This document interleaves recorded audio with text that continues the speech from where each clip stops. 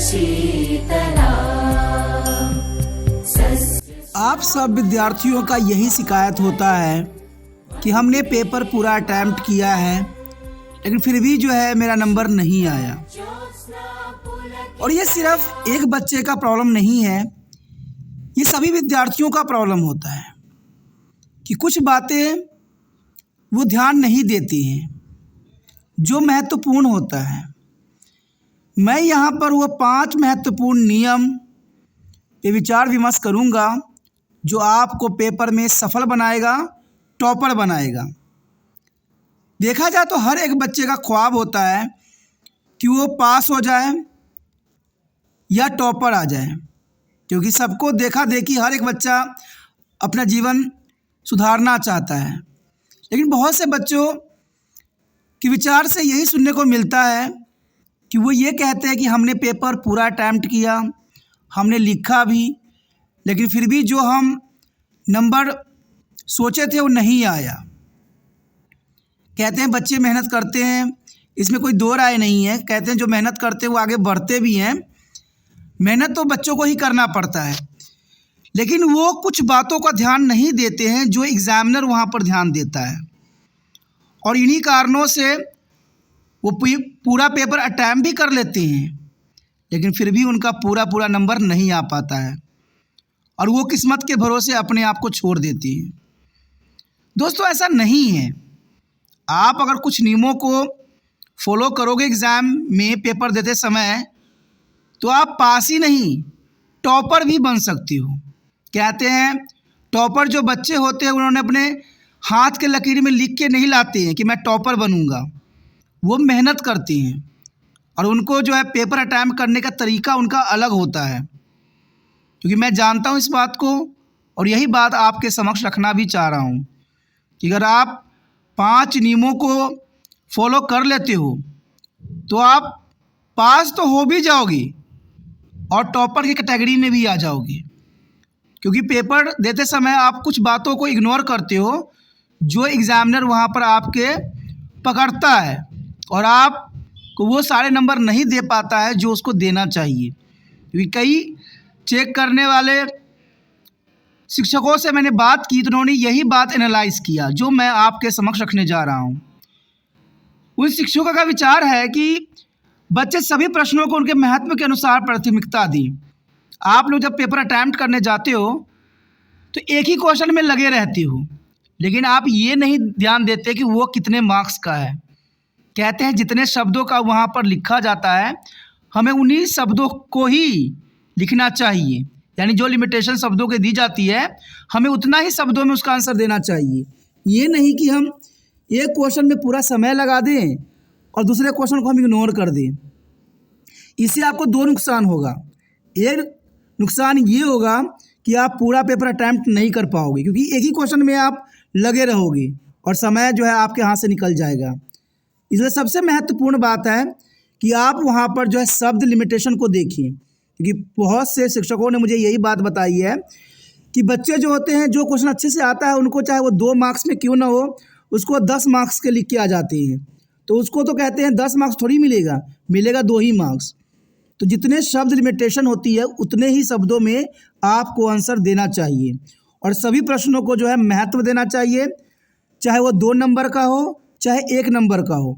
बच्चे क्या करते हैं 2, 3, 4 क्वेश्चन जो है बड़े मार्क्स का अटैम्प्ट कर लेते हैं और सोचते हैं कि मैं पास हो जाऊंगा, मुझे अच्छे नंबर आ जाएंगे।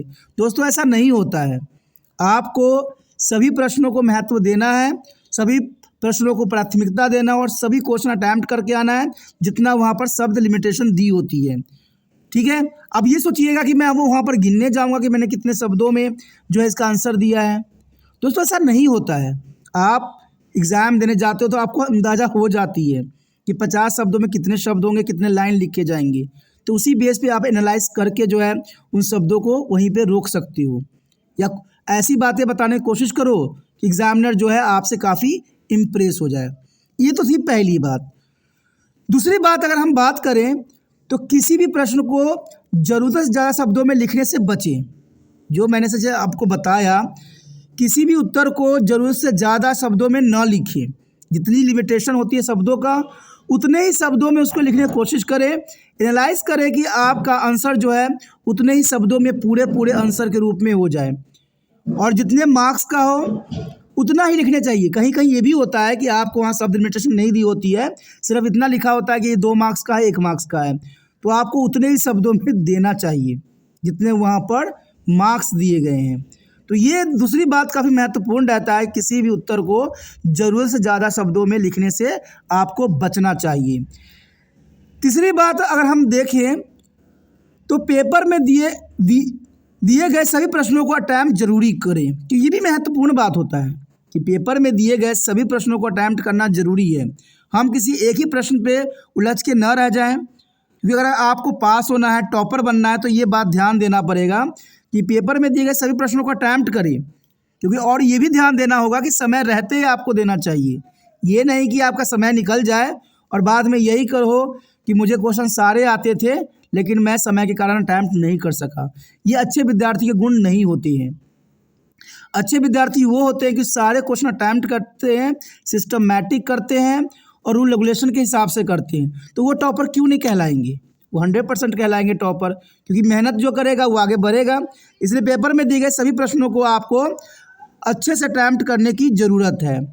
अगर हम चौथी बात पे अगर हम ध्यान दें तो विकल्प में दिए गए प्रश्नों में से कोई एक प्रश्न चुनने में दिखाई सूझबूझ, ये बहुत काफ़ी महत्वपूर्ण बात है। यानी इसका मतलब यही हुआ दोस्तों कि विकल्प में दिए गए प्रश्नों में कोई प्रश्न चुनने में सूझबूझ दिखाएं। कुछ बच्चे क्या होते हैं कि अगर वहाँ पर विकल्प दिया है कि क्वेश्चन और में दिया हुआ है तो वो दोनों के दोनों अटैम्प्ट कर देते हैं, और उसमें जो है एग्जामिनर कन्फ्यूज हो जाता है कि भाई हम पहले का नंबर दें या दूसरे का दें। तो वो आपका जो पहले नंबर दे देता है, चाहे वो गलत भी हो, चाहे वो कम भी मार्क्स मिल गया, तो वो वही नंबर देगा। जब भी आपके समक्ष विकल्प होती है कि अथवा होता है, तो आपको वहाँ सोच समझ के क्वेश्चन को जो है चुनने की आवश्यकता होती है। आपको जिसके बारे में जितना इन्फॉर्मेशन, ज़्यादा इन्फॉर्मेशन है उसको चुनिए, और जिसको आप पॉइंट व्यू दे सकते हो आंसर, उस बातों पर ध्यान दीजिए। कहते हैं जो पॉइंट व्यू होता है तो उसका एग्जामिनर पर काफ़ी इफेक्ट पड़ता है, और वो आपका आंसर भी बहुत स्पष्ट होता है। ठीक है, तो इस बात पे आप ध्यान दीजिए कि जो विकल्प दिए गए हैं उन प्रश्नों को हम सूझबूझ से जो है चुने, और यहाँ पर अगर सूझबूझ आप नहीं लगाते हो तो यहीं पे बहुत बड़ा मार खाते हो। और कभी भी जैसे आप क्वेश्चन अटैम्प्ट करते हो, पूरा लिख लेते हो, मान लो कोई इंपॉर्टेंट बात है, महत्वपूर्ण बात है जो एग्जामिनर को पता होना चाहिए, जो आपने बहुत महत्वपूर्णता से उसको लिखा है, तो उसमें हाईलाइट कर दीजिए, पेंसिल से निशान मार दीजिए, क्योंकि ये महत्वपूर्ण बात है। वो एग्जामिनर को पता चल जाएगा कि बच्चे काफ़ी महत्वपूर्ण बात को तरफ इशारा करना चाहते हैं, ये बात शो करना चाहते हैं, तो वो आपका नंबर जो है एक भी नहीं काटेंगे। हमेशा पॉइंट व्यू और विकल्पों के चुनने में सूझबूझ महत्वपूर्ण बात आ जाती है। यहाँ पर अगर हम पांचवी और आखिरी बात पर ध्यान दें तो ये महत्वपूर्ण बात आ जाती है कि विद्यार्थी अपनी उत्तर पत्रिकाओं को सिंगारने में समय न बर्बाद करें। आपने देखा ही होगा, बहुत से बच्चे जो होते हैं ऊपर भगवान का नाम भी लिख लेते हैं, बहुत से तरह के जो है श्रृंगार रस करने लग जाते हैं, और कितने तो लाइन खींचने में ही अपना टाइम बर्बाद कर देते हैं कि इतना बड़ा पेपर है, मैं लाइन 20 से खींच देता हूँ, इस जगह मुझे कम पड़ेगा। दोस्तों ऐसा करने से एग्जामिनर कोई आपसे खुश नहीं हो जाएगा या पूरा नंबर आपको नहीं दे देगा। आपको इतना बड़ा सीट मिला है कि आप पूरा उसमें आंसर सही लिखिए। अगर मैथ का क्वेश्चन है तो बेशक उसमें लाइन खींच के रफली कीजिए दूसरे साइड, लेकिन ये नहीं कि आप हर पेपर में जो है लाइन खींच दो, आप स्पेस छोटा कर दो जिससे आपका जो है पेज भरता चला जाए। ये भी बात जो है काफ़ी महत्वपूर्ण एग्जामिनर वहाँ पर नोट करता है। बहुत से बच्चे क्या करते हैं, लाइन बीच में खींच देते हैं जिससे उनका स्पेस छोटा पड़ जाता है, और छोटी छोटी बातें लिख के जो है 2-4 पेज भर देते हैं। तो इसका भी इफेक्ट वहाँ एग्जामिनर पर पड़ता है कि इस बच्चे ने जो है पेज भरने के लिए ऐसा किया है, तो ये पूरा मार्क्स आपको नहीं देगा। तो ये महत्वपूर्ण है, ये श्रृंगार में आ जाता है कि आप सुंदरता प्रकट कर रहे हो, ये कर रहे हो। तो सुंदरता तो इन्हीं बातों को होता है कि अगर आप कोई गलत शब्द लिख देते हो तो उसको जो है पेन बार बार उसे ना मारो, उसको एक बार पेन मार कर छोड़ दो, क्योंकि इससे आपकी गलती का भी पता लगा। एग्जामिनर बहुत ध्यान से देखता है तो गलती उसको स्पष्ट दिख जाती है। लेकिन अगर आप वही पेन से रगड़ के शो कर रहे हो तो वो तो पहले ही पता लग जाएगा एग्जामिनर को कि भाई आपको आता नहीं था, आपने ज़बरदस्ती अटैम्प्ट किया है, आपकी सारी बातें आपके गलत होगा। तो आप टॉपर कैसे बन सकते हो इसमें? देखा जाए तो ये सारी बातें काफ़ी महत्वपूर्ण हैं। आपको जो है सिंगारने में ध्यान नहीं देना चाहिए, पेपर को सुंदर बनाने पर ध्यान नहीं देना चाहिए कि हमें सुंदर बनाने हैं, डिज़ाइन देने हैं। कोई तो भगवान के नाम लिख देते हैं, कोई पता नहीं तरह तरह के डिज़ाइन बना देते हैं। तो इस चीज़ों का वहाँ पर नहीं इम्पेक्ट पड़ता है, वहाँ पर आपके शब्दों का प्रभाव पड़ता है कि आपने जो है शब्द को कैसे लिखा। क्योंकि साइंस का अपना शब्द होता है, इंग्लिश का अपना वर्डिंग होती है, हिंदी का अपना वर्डिंग होती है, सबका अपना शब्द होता है। और यही बात जो है यहाँ पर बच्चे ध्यान नहीं देते हैं, जिसके कारण वो पास भी नहीं हो पाते हैं। और इन्हीं पांचों बातों को अगर आप अच्छे से एनालाइज करते हो, समझ लेते हो, तो आप सोचोगे कि मैं पास होऊंगा, लेकिन ऐसा नहीं होगा, आप टॉप हो जाओगे। क्योंकि बात ये है कि वहाँ पर एग्जामिनर आज के समय में एनालाइज करता है, समझता है कि बच्चों ने किस तरह से पेपर अटैम्प्ट करने की फार्मूला को उसने आजमाया है। और ये बातें आपको सब जगह मिल जाएगा, लेकिन ये महत्वपूर्ण बातें आपको समझ नहीं आएगी। जिन बच्चों को ये बातें समझ में आ जाएगा वो कहते हैं पास नहीं, वो टॉपर कहलाएंगे। और ये मैंने अपने भी विद्यार्थियों को यही गुण आप सिखाने की कोशिश करता हूँ और हमेशा यही बात बताता हूँ जो मैंने आपके समक्ष रखा है। और आपको लगता है महत्वपूर्ण है तो एग्ज़ाम में ज़रूर इन बातों को फॉलो कीजिए और देखिए कि आपका नंबर जो है किस प्रकार इंक्रीज़ होता है, किस प्रकार बढ़ता है।